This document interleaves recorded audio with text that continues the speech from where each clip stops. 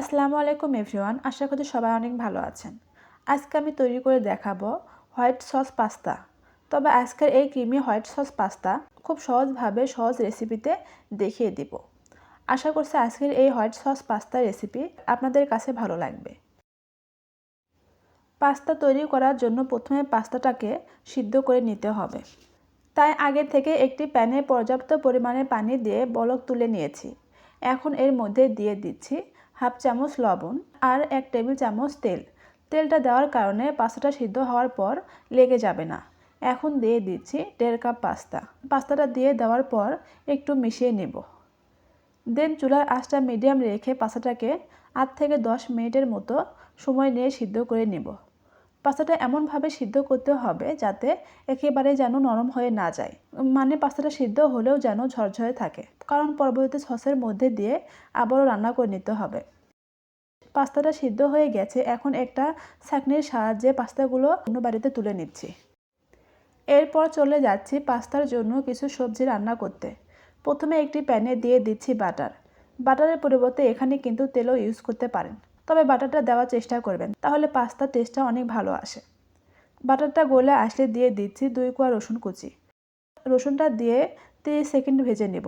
রসুনটা যখন হালকা গোল্ডেন কালার চলে আসবে তখন দিয়ে দিচ্ছি 2টি পেঁয়াজ কুচি। পেঁয়াজটাকে একদম ছোটো করে কেটে নেইনি, একটু বড় রেখেছি। পেঁয়াজটা দিয়ে দেওয়ার পর 1 মিনিটের মতো ভেজে নেব। তারপর দিয়ে দিচ্ছি 1/4 কাপ গাজর কুচি, যা ছোটো কিউব করে কেটে নিয়েছি। আর দিয়ে দিচ্ছি 1/4 কাপ সবুজ ক্যাপসিকাম আর 1/4 কাপ টমেটো। আপনারা চাইলে আপনাদের পছন্দ মতো সবজি অ্যাড করতে পারেন। মিডিয়াম আঁচে সবজিগুলোকে সামান্য ভেজে নিয়ে দিয়ে দিচ্ছি হাফ চা চামচ লবণ, সামান্য পরিমাণ গোলমরিচের গুঁড়া আর হাফ চা চামচ চিলি ফ্লেক্স দিয়ে 4 থেকে 5 মিনিটের মতো ভেজে নেব। আর এখন এর মধ্যে দিয়ে দিচ্ছি টমেটো সস 2 টেবিল চামচ। টমেটো সস অবশ্যই দিবেন, এটা কিন্তু স্কিপ করা যাবে না।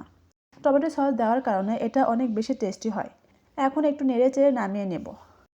এই পর্যায়ে অন্য একটি প্যানে তৈরি করে নেব হোয়াইট সস। তার জন্য একটি প্যানে দিয়ে দিচ্ছি বাটার। বাটারটা সম্পূর্ণরূপে গলে আসলে দিয়ে দিচ্ছি 2 চা চামচ ময়দা। চেষ্টা করবেন হোয়াইট সস তৈরি করার সময় খুব বেশি পরিমাণ ময়দা না দিতে।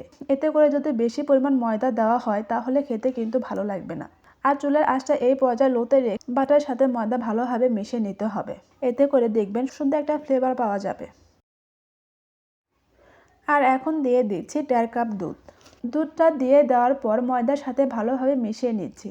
চুলার আঁচটা কিন্তু এই পর্যায়ে কম থাকবে, কারণ চুলার আঁচটা যদি বাড়ানো থাকতো সেক্ষেত্রে দেখবেন যে ময়দার মিশ্রণটা দলা পেকে যেত। সসটা যখন একটু ঘন হয়ে আসবে সেই পর্যায়ে দিয়ে দিচ্ছি সামান্য পরিমাণ লবণ, হাফ চা চামচ গোলমরিচের গুঁড়া, 1 চা চামচ চিলি ফ্লেক্স আর 1 চা চামচ অরিগানো। এখন সব কিছু আবারও ভালোভাবে মিশিয়ে নিচ্ছি। মেশানো হয়ে গেলে দিয়ে দিচ্ছি হাফ কাপ মজরেলা চিজ। চিজটা দিয়ে দেওয়ার পর সব কিছু মিশিয়ে নিচ্ছি। তারপর কিছুক্ষণ এটাকে জাল করে নিচ্ছি। আর এখানে দিয়ে দিচ্ছি রান্না করে রাখা সবজি। সবজি দিয়ে আবারও ভালোভাবে মিশিয়ে নিচ্ছি। মিশানো হয়ে গেলে দিয়ে দিচ্ছি আগে থেকেই সিদ্ধ করে রাখা পাস্তা। পাস্তাটা দিয়ে আবারও ভালোভাবে মিশিয়ে নেব। এখানে কিন্তু আমি পেনি পাস্তা দিয়েছি। আপনারা চাইলে যে কোনো পাস্তা এই রান্নাটা করতে পারেন। 2 থেকে 3 মিনিট রান্না করে নামিয়ে নেব। হয়ে গেল আমাদের মজাদার হোয়াইট সস পাস্তা। চেষ্টা করেছি সহজভাবে সহজ রেসিপিতে হোয়াইট সস পাস্তার রেসিপি শেয়ার করার জন্য। আশা করছি আজকের রেসিপি আপনাদের কাছে ভালো লেগেছে। ভালো লাগলে লাইক, কমেন্ট ও বেশি বেশি শেয়ার করবেন। আর এরকম সহজ ও মজার মজার রেসিপি পেতে আমার পেজের সাথেই থাকবেন। এতক্ষণ যারা পাশে ছিলেন সবাইকে অসংখ্য ধন্যবাদ জানিয়ে এখানেই বিদায় নিচ্ছি। আল্লাহ হাফেজ।